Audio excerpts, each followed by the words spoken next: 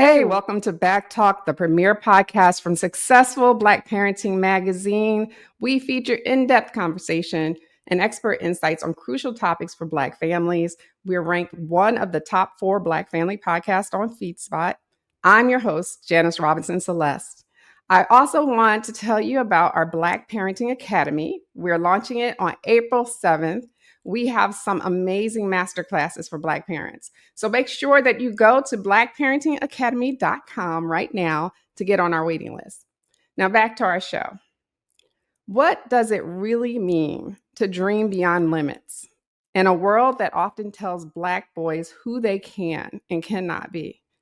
How do we empower them to see themselves as creators, innovators, and champions, not just on the field, but in every part of life? Today, we're talking to someone who has lived that journey. Super Bowl champion turned visionary storyteller, Martellus Bennett. From dominating the NFL to writing Dear Black Boy, a children's book, and reshaping Black imagination through storytelling, he's here with us today to share how we can help our children dream big and break barriers. So let's jump right into today's show.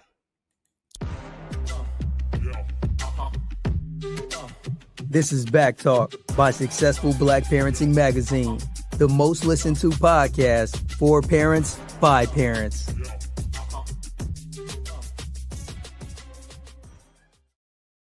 We have Super Bowl champion Martellus Bennett. Welcome to the show. Hello, thanks for having me, Janice. I'm so glad to have you. The book is beautiful. All right, but first of all, let me just stop for a minute. This is it. Look how beautiful. Look how beautiful this is. I love this gold, right? This attracts moms, by the way, if you don't know. We love texture and glitter. Anything that's shiny. So that's number one. You did right. That was good. So that's a good choice. Thank you. Yeah. Now I'm going to ask you some questions first. The first question is going to be about for dads and listen out there, sports fans, and then we're going to get right into the book, okay? Because you had such a dynamic career, from NFL star to award-winning creative. You played for teams like Cowboys, Giants, Bears, Packers, Patriots, right? And winning the Super Bowl. Yes. Yeah. Do you have a favorite team memory that still makes you smile? Man, it's the little things, like being in one of my favorite organizations to play for were the New York Giants because the chef was so good. So just coming downstairs, just coming down and they'll know like certain things that you like. And I would like, so having a good relationship with just the people in the building and being able to talk to the chef, and he makes you stuff that the other players can't get, just because of kindness or whatever. So, we used to make these French toast sticks, and they used to only have them on Saturdays. But that was because of me, and everybody loved them. But they didn't know me and the chef was always in the back in the kitchen, tasting food and things like that. So, but other than that, the entire thing was just really more about being around the guys and the conversations that we had that I think would be the most memorable things. So wait, are you a foodie? No, my wife is a chef. She, I'm not a foodie, but I eat.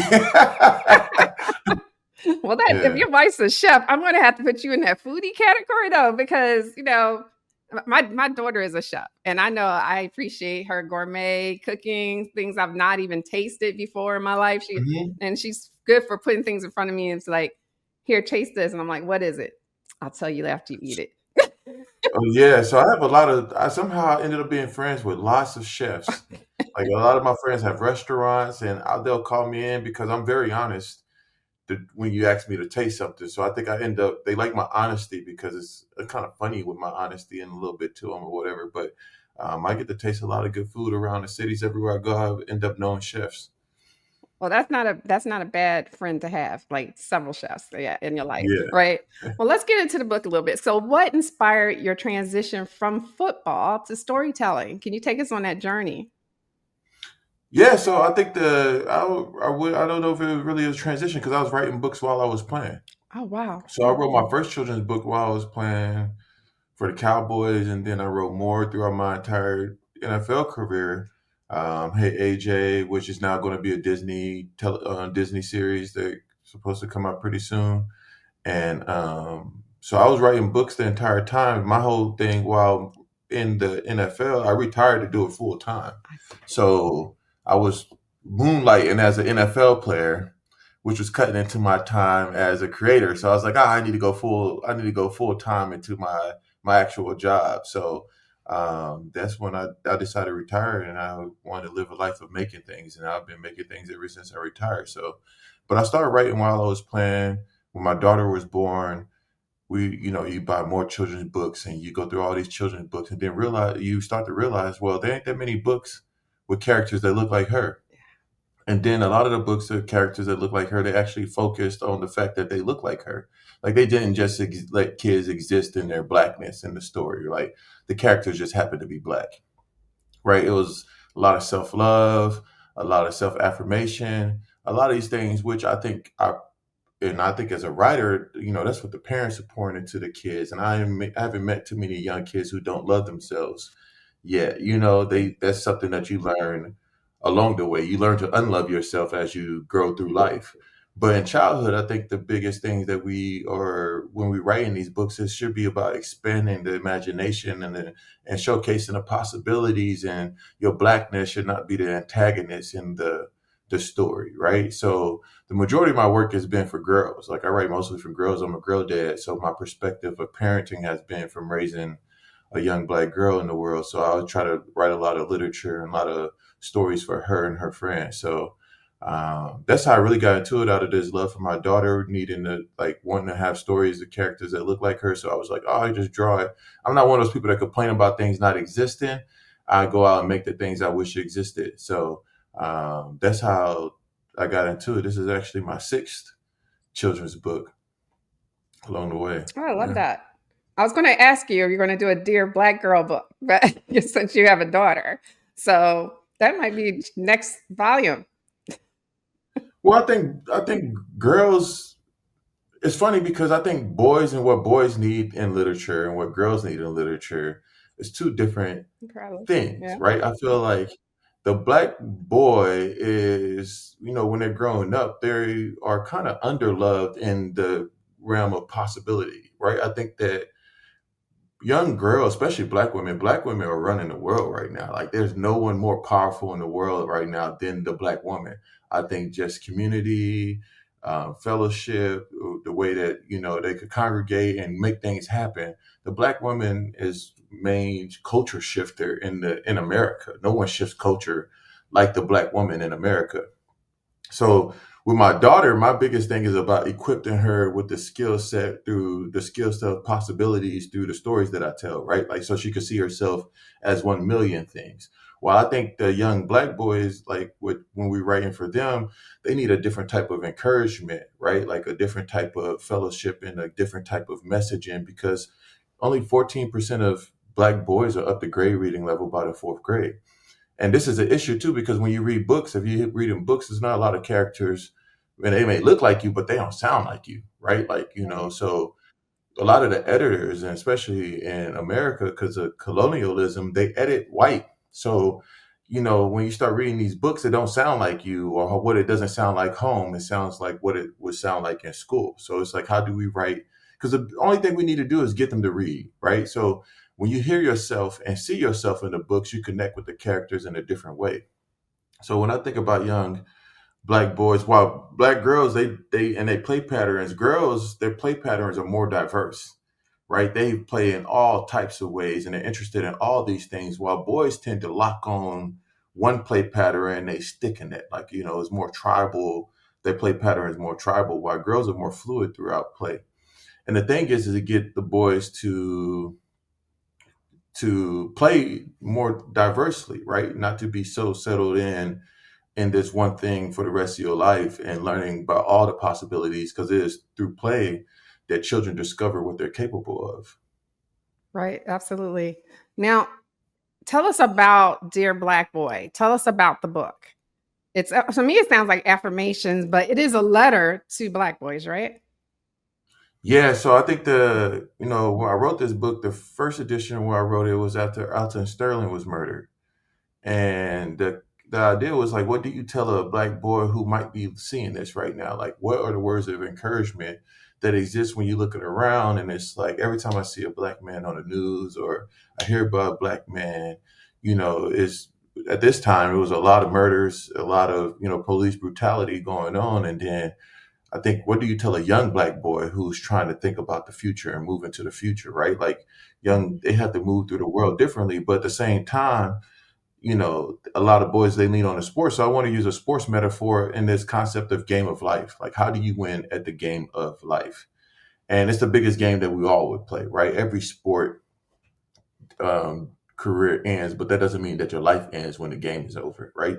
The real game is always being played in life. And how do you prepare for that? The same way you prepare for any game, right? The same skills that you have that make you a great football player, basketball player, the skill set, the determination, the work ethic, the discipline. Those are the same things that you need to succeed in life. That's transferable wisdom. But how do we transfer that wisdom into the next phase of their in their lives? So like when I was writing Dear Black Boy, I was writing a letter of encouragement for them to dream bigger and imagine more. Like, you are more than just a jersey number. You're more than this. Actually, the whole world, everything is possible for you.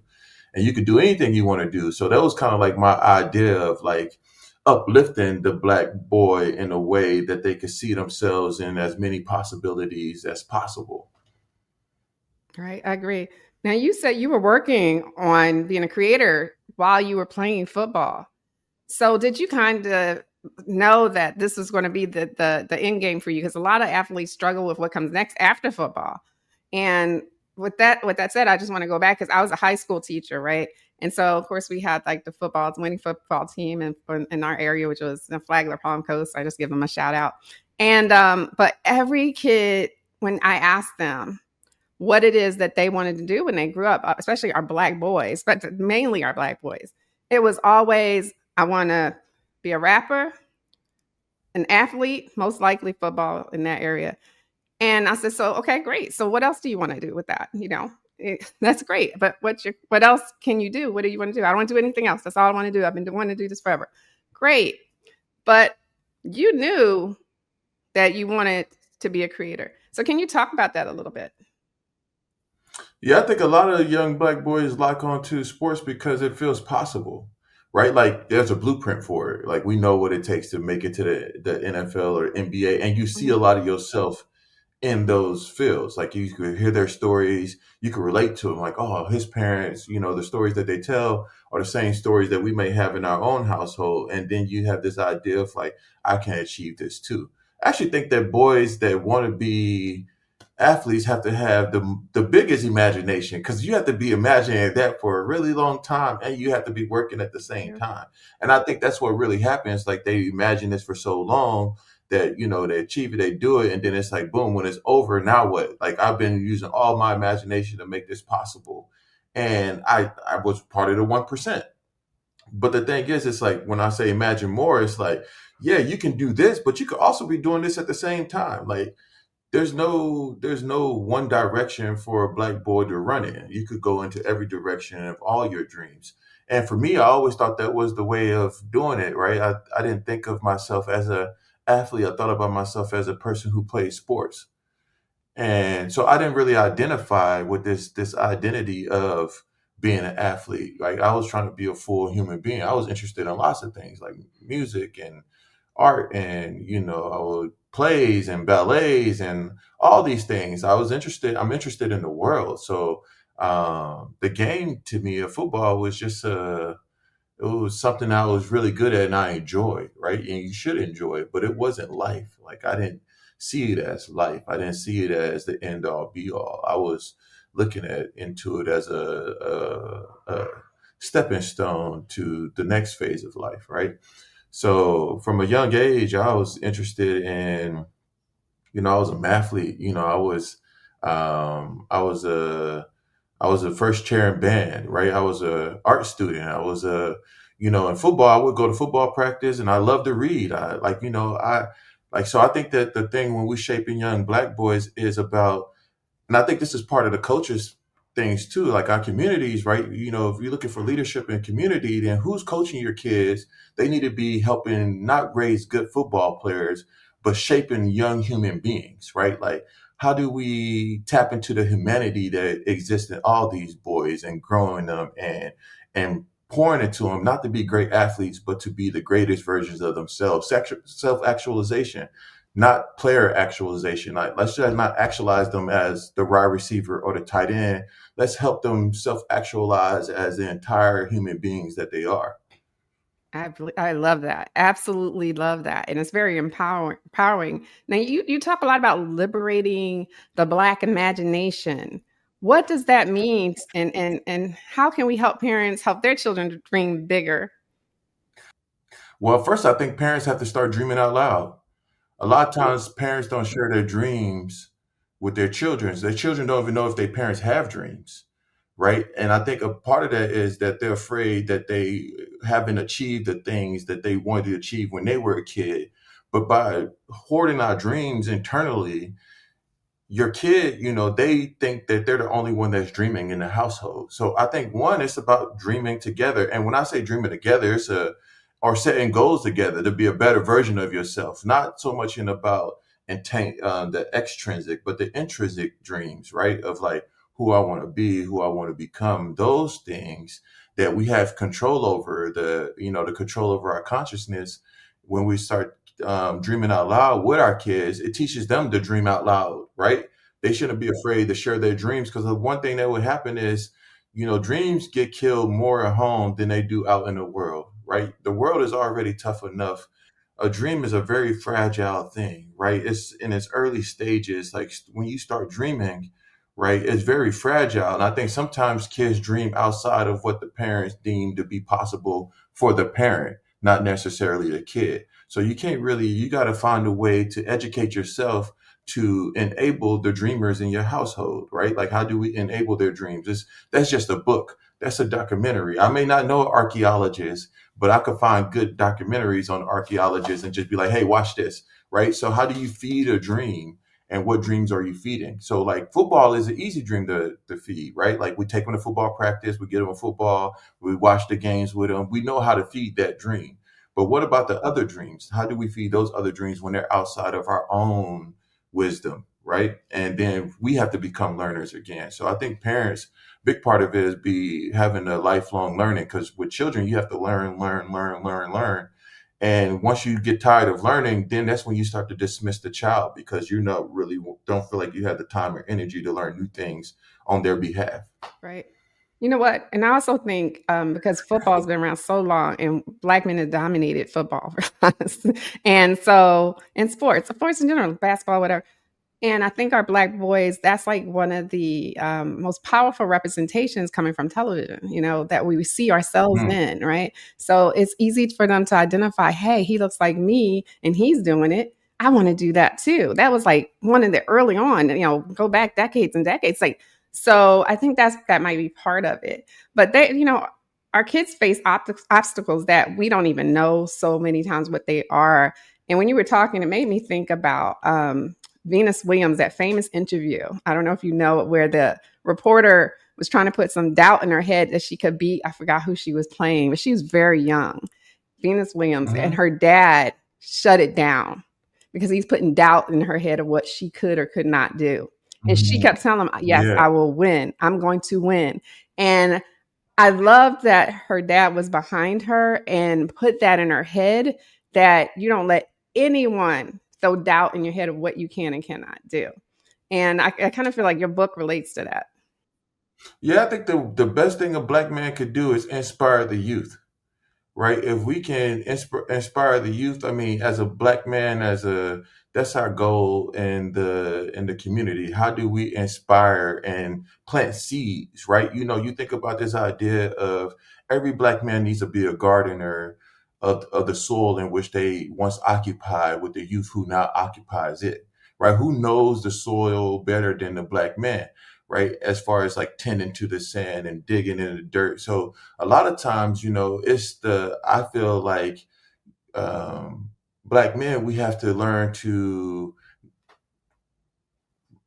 grow more crops, right? This can't be the only crop, right? We can't just grow corn, right? These kids, and what I'm saying, there's genius in every crop, right? There's something special about the strawberry. There's something special about the watermelon. There's something special about the pear tree. And each kid is a different crop. We got to let the entire garden become fruitful. Like once we just start to narrow it down and only think about them in being one type of crop or one type of individual that we can grow, then that's when we start to cannibalize our own community, right? Like the kid that's doing great at the science fair, we need to celebrate him the same way we celebrate the point guard. The kid that's doing great as a mathlete, we need to celebrate him the same way we celebrate the quarterback. So the thing is, what are we celebrating as a community when it comes to young Black boys? Because every young Black boy wants to be celebrated. And if I see that the entire world, if I turn on the TV and the entire world is celebrating, LeBron James, I too want to be celebrated. Now, if I turn on the TV and I see Jason Reynolds, Neil deGrasse Tyson being celebrated, then I start to think, oh, I could do that and still feel celebrated. So what are we celebrating? That's what kids pay attention to. Every kid wants to be praised for their genius. We just need to make sure that we're praising everybody. That goes from all the media outlets, that goes for the television shows, that goes to all whatever we celebrating, right? Like we need to make sure that we celebrate in the entire spectrum of the Black imagination. And I'll go back on your question because I don't really think when I talk about liberation of the Black imagination, I think it's one of the last phases of liberation, right? What is it like to dream without limitations, right? Like if I want to write a book or I go work, a lot of times if you do work, then the work has to exist inside of the white imagination, right? What is it like when I could just imagine what I want to imagine and it's unprohibited by any outside things. It's just my Black imagination and what I dream up and what I want to make. And I don't have to make it right for someone else to understand because they cannot understand it all the time, right? Like, and that's why I don't think representation is a thing. Like I don't do representation. All my work is a reflection of my life. Representation can only be done by someone who don't look like me. White institutions do representation. Black institutions, they paint reflections, right? That's a wholly different thing. It's only representation when I go through a white institute, right? If it's me doing it, and it's just because they're putting out representation. I'm putting out images and reflections from my childhood and my community. It's just a reflection. So, I think that's the thing because all work, right? They will call it representation, but all work is a reflection of the creators and their existence. That's fantastic. I mean, reflections of me. I love that. That's another title for another book. I'm giving you more books to do. Reflections of me. I love it. I mean, No, that's very when I powerful. see a Black boy, I see myself. Okay. Right? Like I don't see them outside of me. Like when I look at a Black boy, I don't ask them what sport they play. I ask what they're interested in. Right. Right? When I see a Black boy, I see possibilities. I don't see, the impossible. I see the possible. Right. No, I agree with you. You keep making me think of incidents that like happen or that I've seen. And, I have someone in my family, big guy for all of his life. As soon as anyone sees them, they think he's plays sports and just assume that he plays sports because he's a big Black boy or big Black man. Like he's tall and he looked like he could be a football player. He's got the body, but he doesn't play sports at all. He's an art teacher. The assumptions, right? So that goes down to what I would call the value system of the Black man, right? Because now when someone sees him, big Black man, they don't see him as valuable because he's not playing sports. They feel like he's a waste, right? Like he's not a waste. Like, the Black man is more capable of so many things, but we paint these pictures as if like, oh, you don't do this. Oh, you're disappointed that I don't play sports. Like, sorry to disappoint you. I'm an art teacher. I'm feeding the youth of, creativity. How dare I, like that type of thing. So the value system, this is why, and the Black man value system has been manipulated by media, right? At one point in time, like to be a Black man who could read and write was the sexiest thing in the world, right? Like, hey, I got a brother that could read and write, you know what I'm saying? Like, it slowly started to shift into what was possible with the Black body. And then even at the time when you think about Muhammad Ali and during that time with Malcolm X and everybody, the athlete was actually kind of different at that time, right? They were Jim Brown and all of them, they were all different types of activists, and they were using their likeness in a different way. They had an understanding. They were still educated and smart. That's why they were loved. Right now, the athlete's been further and further removed from being an intellectual. And actually, if you're intellectual, you're deemed as not being interested in the sport. People don't see that, oh, he's different. Oh, he's talking about he's weird. But it's like, nah, he can be a master of the sword and a master of the pen, you know? Mm-hmm. No, absolutely. I just want to say for people just joining in, if you're joining us on Instagram, YouTube, Facebook, I am interviewing NFL to author Martellus Bennett, Super Bowl champion, about his book, Dear Black Boy. So if you have any questions, you can ask if you're on YouTube or Facebook, not Instagram, unfortunately. Now, Martellus, you faced obstacles both on and off the field. What lessons have you learned about resilience that you want Black parents to know about or to teach their children?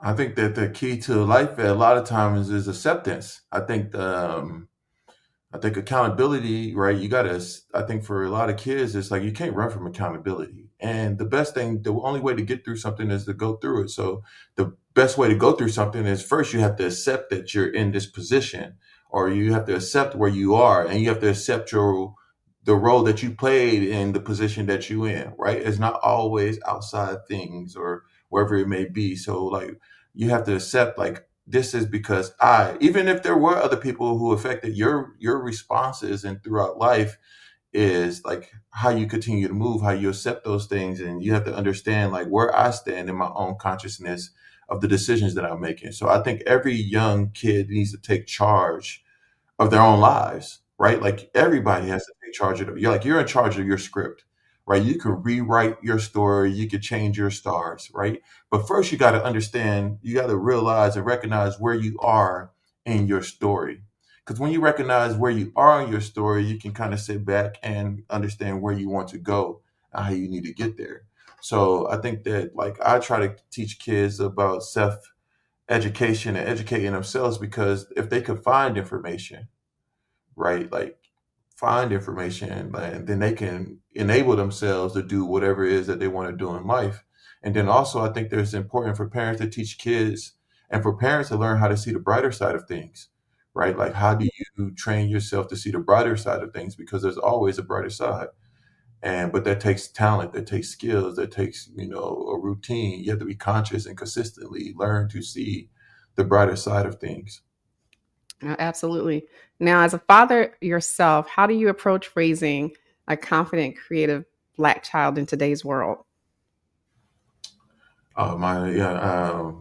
This is good. I think that a creative child is kind of interesting to raise because creativity is messy. Is it? Yeah, I think that the first thing you got to do is be okay with the mess. Okay. Yeah, you're right. They're going to make, like they're going to draw on paper. They're going to do this. They're going to leave paper here. They're going to do this. And but you teach them how to deal with their mess, right? There's a lot of lessons in there. But if the parent isn't creative, the mess can become destructive relationship between the kids' creativity and the parent needing to clean or wherever it may be. I think that introducing kids to generations of books and animation. So like my daughter will watch Tom and Jerry, and she'll watch, Stars versus the Forces of Evil. So it's just showing her the history of how things that happen. And then if she wants to be in movies, she talk about being in movies. I always make her sit and watch the credits, because you may not be on the screen, but there's 1,000 other jobs that you can have, and you can still live your dream of being in the movie business, right? Like, so I think that a big part is like enabling their creativity by putting the tools in their hands that they need so they can start imagining the worlds that they want to build.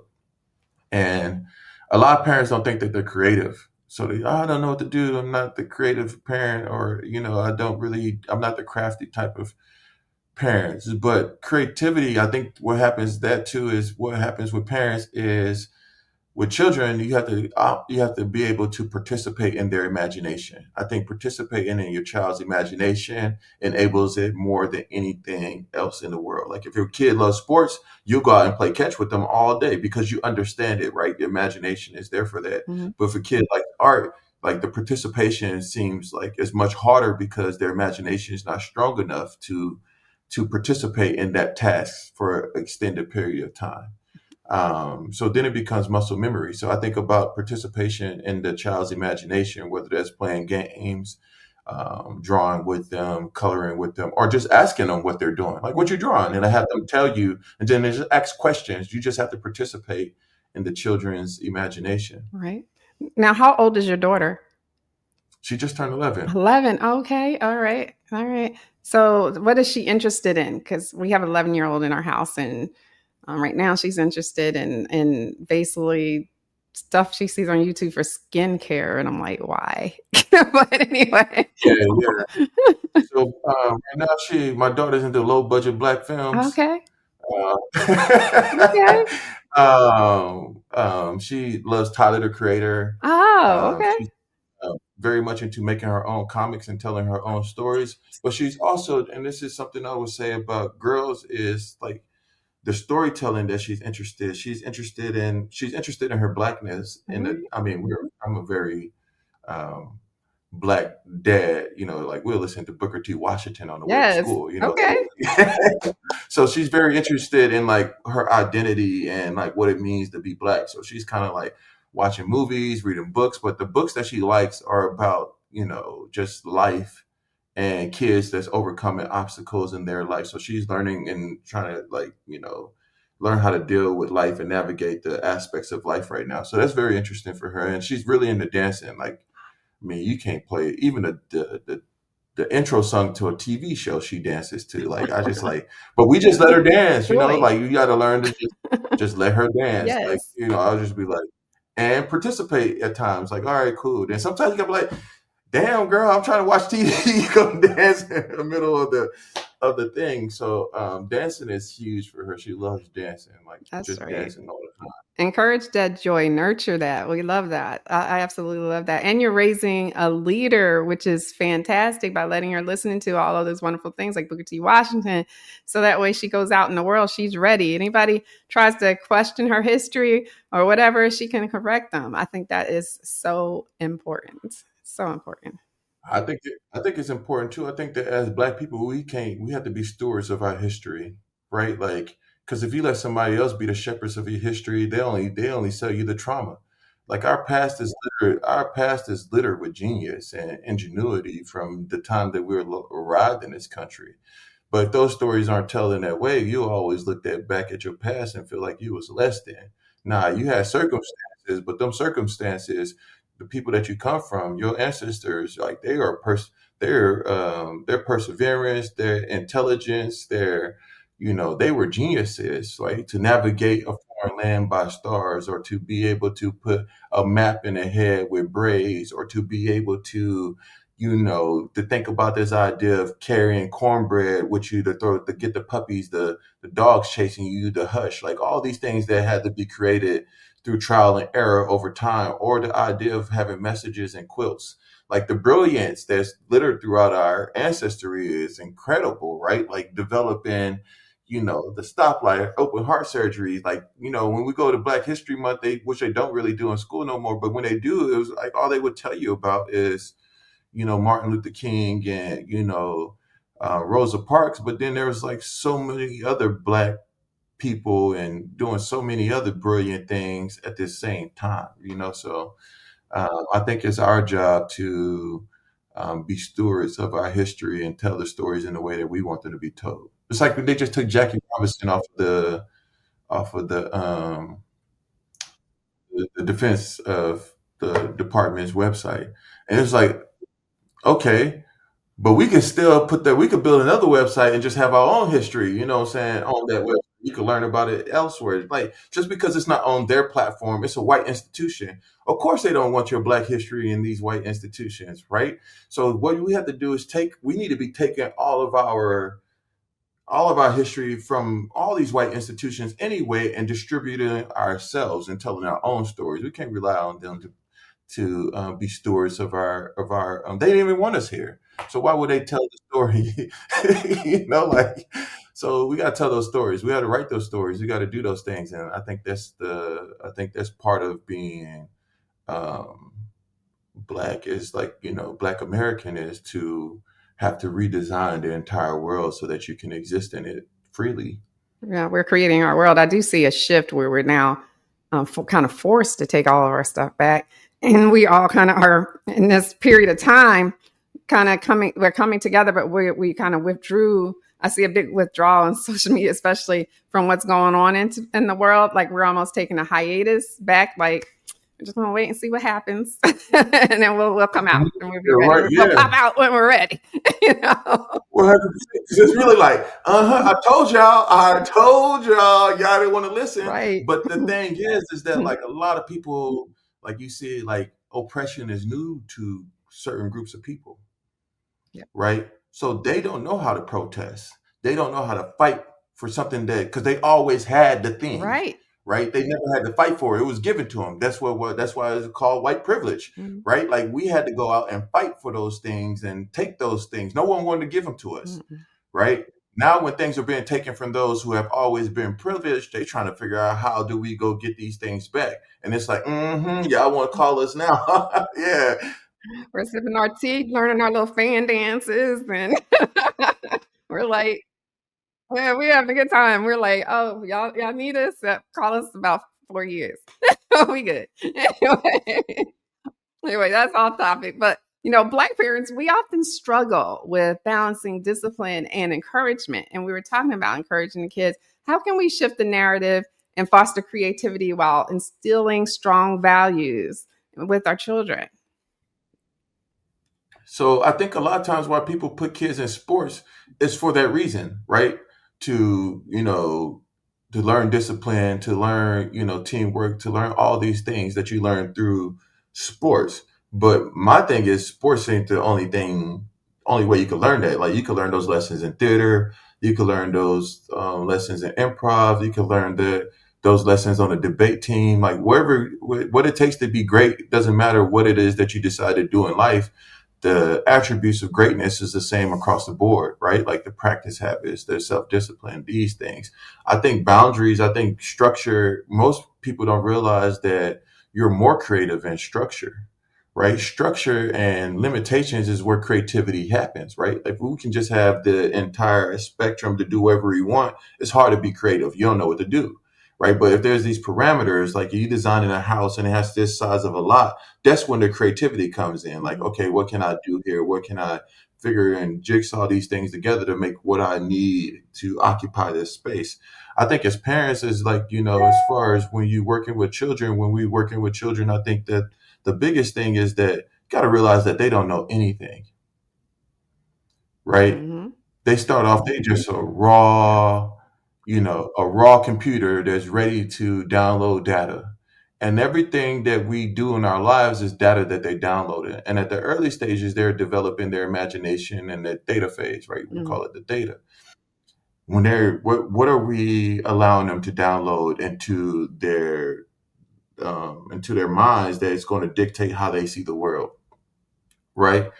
So when we're working with children, discipline is a real thing, even for a creative child. Like, you can't just go draw on the walls, and you can't just go draw on the floor and just be like, oh, it's creativity. Hell nah, they ain't creativity. You know what I'm saying? So it's just about being able to, like, coach them through things. Like, you got to be willing to coach them through multiple things. And that's what being a parent is being a life coach for life. Absolutely. Absolutely. If you could speak directly to young Black boys today, because we're going to have some parents listening to our replays, as well as we have some live, a lot of people live on Instagram right now.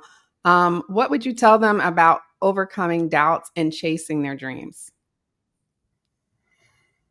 I mean, doubt is, I think that it's for young Black boys. I think a lot of times they have doubts because they don't know their history. Mm. A lot of times we feel like we're the first, right? But they don't realize how many people who look like them that they're standing on the shoulders on.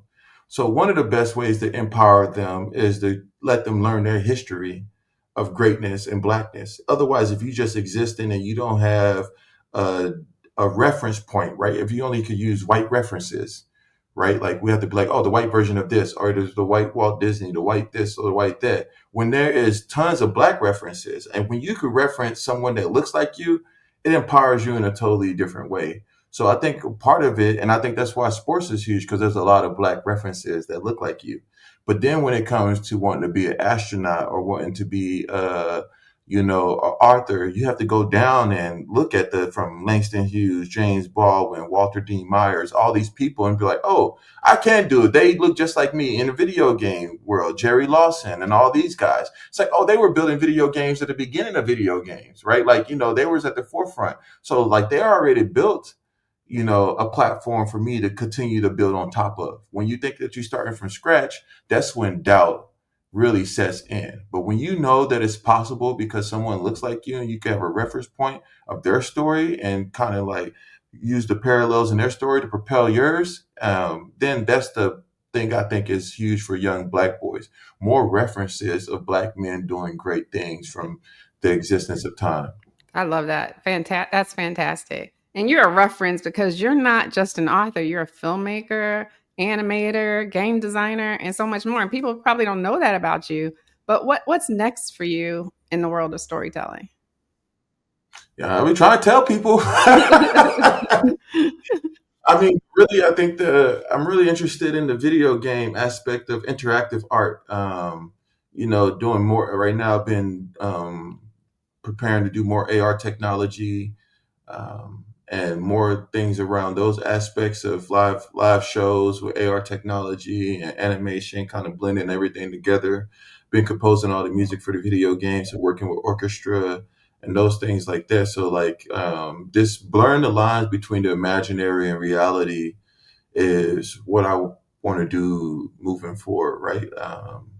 You know, when things kind of exist in both, the digital realm and physical realm, and both realms connect that way, because you can't really get past the devices, right? But we can enable them to use the devices differently. Like, what are we doing with, and with technology and to be in technology, right? We don't see ourselves in technology, but we one of the biggest consumers of technology.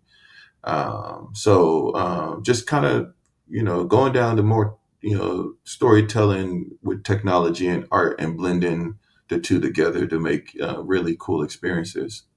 Okay. Where can our listeners connect with you, support your work, get a copy of Dear Black Boy? Like, are you on Instagram? I am. My Instagram is Mr. Tominoshi. Okay. And then also, I'm actually rebuilding the website right now. So tominoshi.com will be, I should launch that this weekend as well. So Wait, that's hopefully here. I thought that was the illustrator. That's you? I'm both. I Yeah, I'm didn't the know author and that. illustrator.